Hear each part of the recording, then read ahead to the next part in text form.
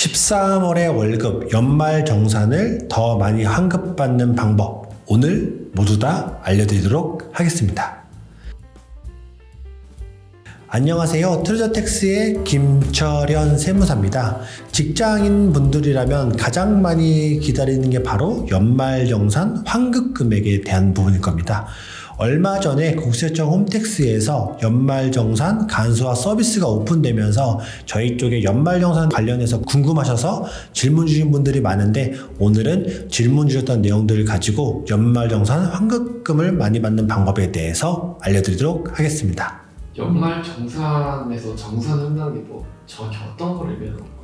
연말정산이란 월급을 받으시는 근로소득자들이 1년에 한 번씩 세금을 정산하는 방법이다 라고 설명드릴 수가 있겠습니다. 예를 들어서 내가 매달마다 급여와 상여금을 받는다라고 하면, 그때는 총급여라는 기준을 통해서 근로소득 간이 세액표라는 기준금액으로 그냥 간단하게 세금을 원천징수합니다. 예를 들면 내가 월급 400을 받았다라고 하면 400이라는 걸 기준으로 그냥 간이 세액표에서 매달마다 세금을 떼가는데, 세금이라고 하는 것들은 수익에서 비용을 차감해서 확정을 돼야 되거든요. 그래서 연말정산은 내가 작년 동안에 받았던 총 금액에 대해서 확정을 하는 거고, 이때 내가 매달 낸 세금이 확정됐던 세금보다 더 많다라고 하고 나면 환급을 받으시게 되고, 거꾸로 내가 확정된 세금이 매달 낸 세금보다 부족하다라고 하면 세금을 추가적으로 납부할 수가 있습니다. 그래서 근로소득자들이 1년 동안에 세금을 확정하는 게 바로 연말정산이다 라고 설명드릴 수가 있습니다. 연말정산 때 가장 많이 하는 실수 어떤 게 좀 있을까요? 네, 저희가 실제로 연말정산을 워낙 많이 해보다 보면 가장 많이 하는 실수가 바로 부양가족에 대한 공제입니다. 예를 들면은 부양가족으로 공제받기 위해서는 소득요건이거나 아니면 나이 요건이 있을 수도 있습니다. 그래서 내가 생각하는 부양가족이 세법상 공제받을 수 있는 부양가족의 기준과 조금 다르실 수도 있습니다. 아버지를 부양을 하고 있는데 아버지께서 매달마다 받는 근로소득이거나 사후소득이 따로 없다라고 하면 내 부양가족으로 공제를 넣어도 되겠지라고 생각하시지만, 만약에 아버님께서 어떤 주택을 팔거나 아니면 어떤 부동산을 팔아서 양도소득세라는 세금을 신고하셨다라고 하면 그 해는 부양가족에서 등록되지 않으실 수가 있습니다. 그래서 부양가족으로 공제받기 위해서는 소득요건과 나이요건이 있는데, 그 중에서 소득요건에 대한 부분들을 꼭 꼼꼼히 확인하고 검토하셔서 공제를 받으셔야 됩니다. 소득요건을 놓쳐가지고 부양가족을 넣었다, 아니면 동일한 부양가족을 나도 받고 와이프도 받고 이중으로 공제받았다라고 한다면 신고 당시에서는 이거 정확하게 세금이 신고돼서 환급을 받으실 수가 있는데, 몇 년 뒤에 세무서에서 이 금액을 확인해가지고 환급받는 금액들을 다시 토해내시는 경우가 있기 때문에 정확하게 세금 신고하시는 게 중요합니다.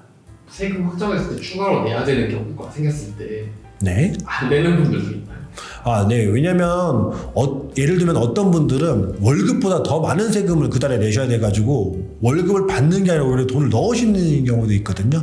세금이라고 하는 것들은 반드시 확정하고 납부를 하셔야 되고, 혹시나 내가 이거 납부를 하지 않다라고 하면 원래 낼 세금에서 추가적으로 가산세나 가산금이라는 금액이 추가되기 때문에 확정된 세금은 꼭 납부를 하셔야 되는 거고, 다만 내가 일시적으로 다 한 금액을 내기 힘들다라고 하시면 분할 납부를 하시거나 일부를 납부하실 수 있는 제도가 있기 때문에, 내가 세금을 내지 않겠다라고 하면 체납으로 가능하시기 때문에 그거는 저희가 권해드리지 않고요. 나눠서더라도 어찌됐든 세금은 꼭 납부하시기를 저희 추천을 해드립니다.